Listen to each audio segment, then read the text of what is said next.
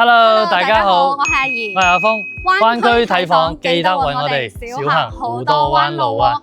阿怡，我哋依家就嚟到大灣區去睇我哋嘅筍房喎。係啊，呢個係大灣區入邊好少罕有嘅一個中式別墅。嚟睇下我哋成個園林。哇，正啊！呢個園林咧，呢個設計咧，都係請咗我哋非常之著名嘅一個香港風水大師過嚟佈局㗎。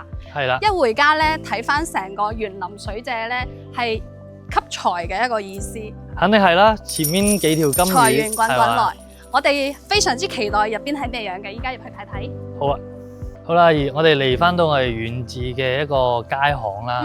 大家都見到左右兩邊都係螢客松喎。哇！呢個真係非常之有氣派啊！呢個 feel。而且今日天氣都唔錯啊。呢個藍天白雲配上我哋超正啊珠海嘅一個中式園林別墅，真係太美啦。係啊，據講呢幾條巷啊，重金打造啊。係啊，同埋我哋後面嘅園林都係非常靚嘅。跟住我哋鏡頭一齊睇睇。哇！你睇睇。呢個 view，即係好多小朋友學校寫生咧，都專門要約過嚟我哋呢邊寫生。特別係呢幾棵樹同埋呢一條小河流水咁樣去打造整體嘅氛圍喎。係啊，就唔使去到杭州都可以影到我哋嘅中式園林別墅啦。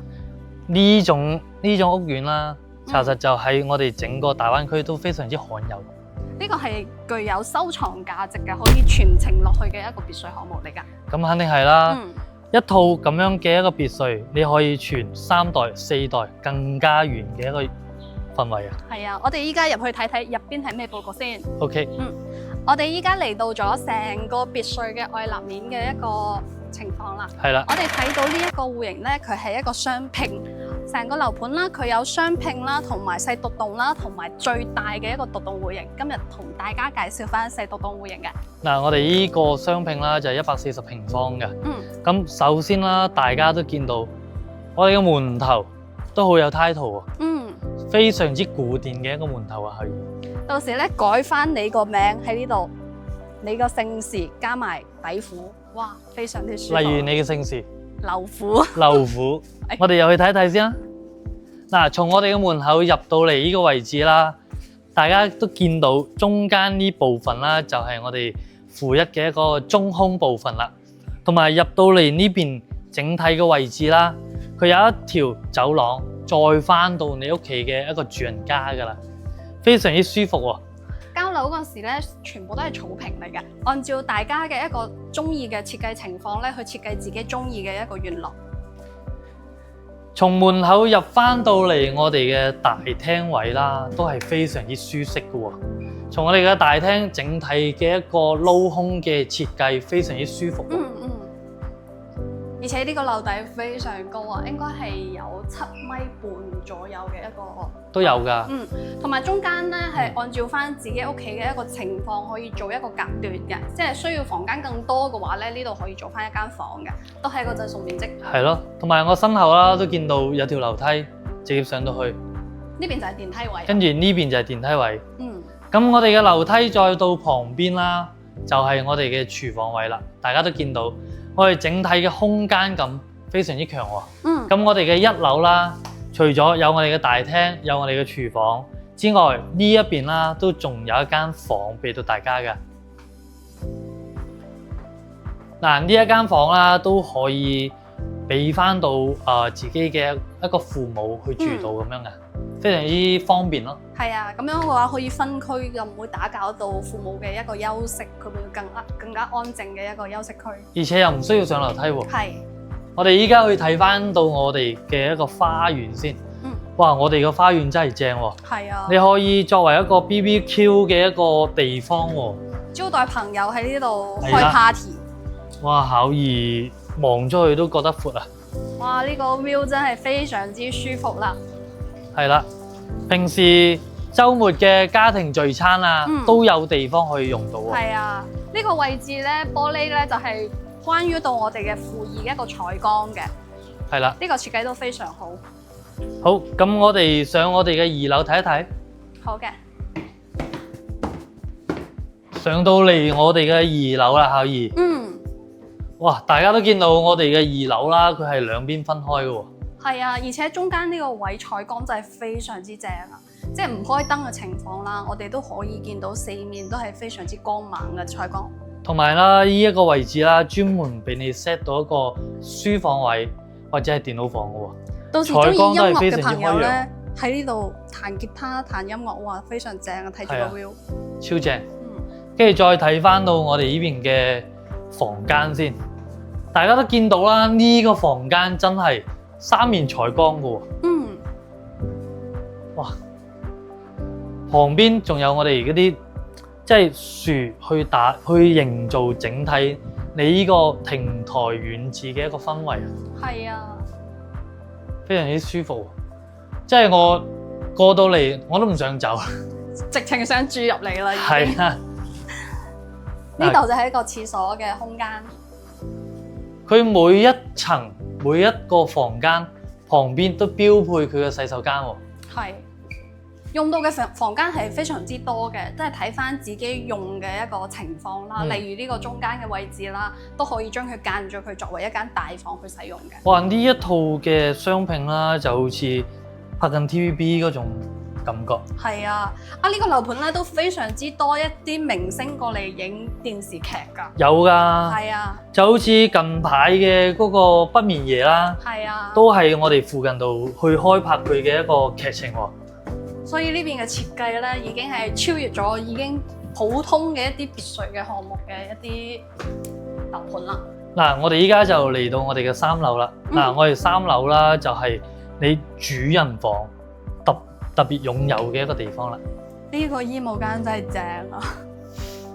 女主人嘅天堂呢邊咧就連接咗我哋主人房嘅廁所啦，都有擺翻一個浴缸位嘅。哇，係浴缸都會中意嘅喎。嚟翻出邊咧就係我哋主人房一個空間啦，都係一個雙採光面，南北通透。係啊，而且啦，我哋主人房出到嚟，我哋呢個位置啦，就係我哋呢邊嘅露台位啦。平時男主人女主人喺呢度享受住成個夜景。睇翻星星月亮喺呢度飲酒，你話係一個咩 feel 咧？即係如果晏少少冇咁多陽光啦，我都拎支紅酒出嚟同你飲翻2杯嘅。好啊。係。嗱，入翻到嚟啦，上翻到我哋嘅天台。嗱，上面啦就係我哋嘅天台，我哋就唔一一作介紹啦。我哋依家坐我哋嘅電梯落負1先，可以。我哋依家落去參觀下。係啦，嗱，我哋依家就等緊電梯。佢嘅電梯速度都非常之 OK 嘅，都係自己去調節你嘅一個速度。嗱，我哋落去先。我哋依家嚟到咗成個負1層啦，因為負1層咧，佢係作為一個夾層使用嘅，即係呢一層咧係自己間翻出嚟嘅。係喎。係啊，當你有咩 idea 設計嗰陣時咧，你就可以喺呢一層操作啦。尤其是啦，我哋中空部分啊，都可以作為一個院子嘅一個使用喎。哇！呢個採光整，我已經激動到已經講唔出嚟啦。哇！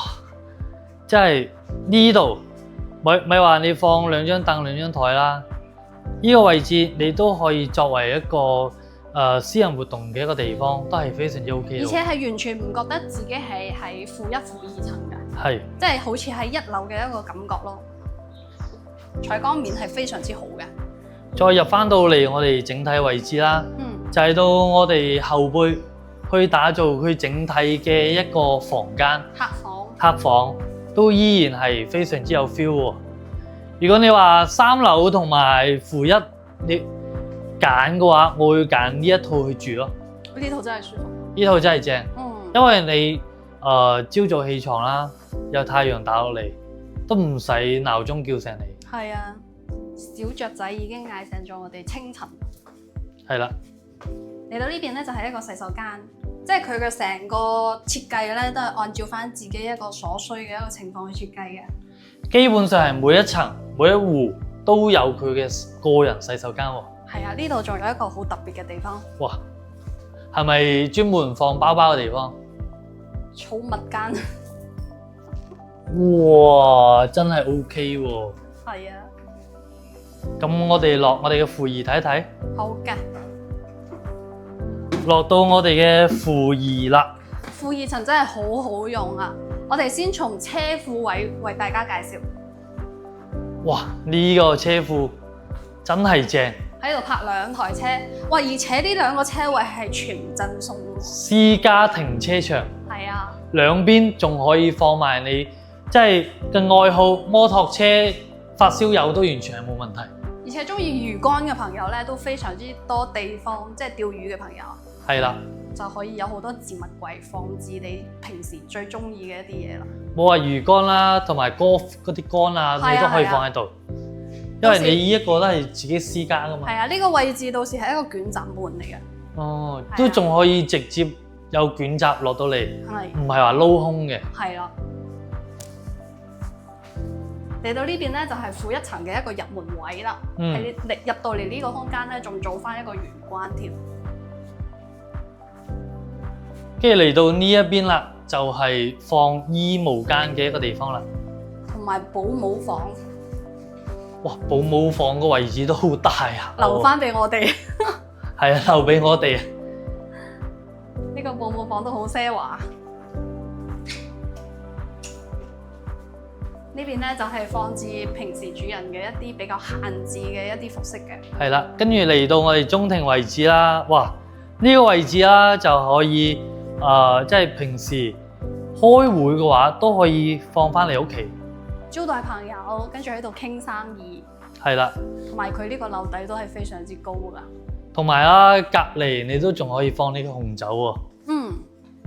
嗱，呢個位置咯，私家影院啊。呢個可以作為第2個廳，大廳。樓上咧就係家庭客廳，呢度咧就係招待朋友嘅客廳。你冇位話喎，140平可以做到上面3層，下面2層，而且5層，而且你仲可以做到3個廳喎。哇！真係一支崩啊！真係。係啊。呢個位置都係非常之闊㗎。呢邊咧就係頭先我哋喺花園睇到嘅採光井嘅一個位置，採光翻我哋呢一個位置嘅採光嘅。佢整體俾我感受啦，完全唔似140方嘅。係啊，呢個使用率真係非常之高啦，可以達到300%嘅一個使用率。正如你啱啱開篇話齋，一間咁樣嘅別墅可以傳承3代人，係真係 OK 㗎。呢期視頻就到呢度啦，先同大家總結翻呢一套雙拼嘅一個詳細情況先。係。因為咧，我哋睇嘅呢一套係雙拼，所以咧佢每一套咧都有屬於自己嘅位置，花園嘅大細咧都會總價唔一樣嘅。有想了解呢一套房嘅價錢嘅話咧，可以留言翻我哋或者係打俾我哋都冇問題㗎。同埋咧，呢一套房大概一個首期咧就係70萬左右。70萬啫喎。係啊，70萬就可以擁有啦。我哋嘅地段咧都非常好嘅，係位於航空新城旁邊少少，係黃楊河邊嘅一個別墅項目嚟㗎。個位置都 OK 喎，係啊，非常之好嘅。如果係想詳細了解，記得 call 我哋啦。我哋下期再見，拜拜。Bye bye。